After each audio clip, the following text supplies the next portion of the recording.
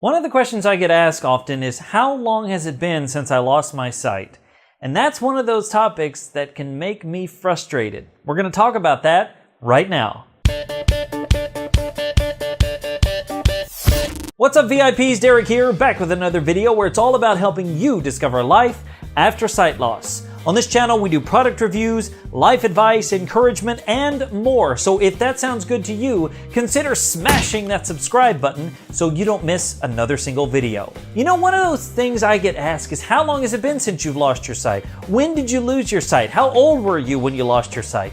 And it's frustrating to me, not because the people are asking those kinds of questions. I don't really mind questions about my sight loss. People are like, can I ask questions? I'm like, sure, no problem. The reason it makes me frustrated is because it reminds me how long I've been visually impaired. Now, is that a problem? Not necessarily, but for me, it's been almost 16 years. And if we start doing math, we can realize that I lost my sight when I was 18, which means I lived my life for 18 years as a sighted person. And pretty soon, in a few years, I'm going to have lived longer visually impaired than I did as a sighted person. Now, that might not seem like a big deal to some people. Might not seem like, well, what's the difference? You know, so many years, blah, blah, blah. It's not that big a deal. And it's not outwardly. I mean, it's not like that one day where I am visually impaired longer than I was sighted is going to be any different of a day, but it reminds me that I had an event that shifted my life completely. It turned my life on its ear, if you will. It completely changed my life.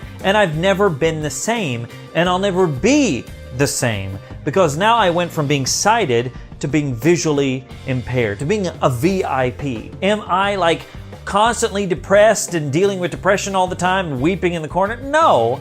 But when I think about how long I've been visually impaired, then I begin to think about all the things I may have missed about being visually impaired. You know, I can't see my children that well. I can't see the new Star Wars movies that are coming out. I can't see them very well. I can't see events that I go to, and I've missed out on over a decade of experiences that my wife and I have had. I've missed out in a certain way. Now, I haven't missed out because I've been there, I get it, but I've missed certain parts of them. And so I start to think about those, and it drives me down into sort of frustration and anger and bitterness and depression. And I don't want to live like that, but there are times when I get into that. There are times when I just feel sad, or I just feel mad, or whatever the case is. And I just want to encourage you with that.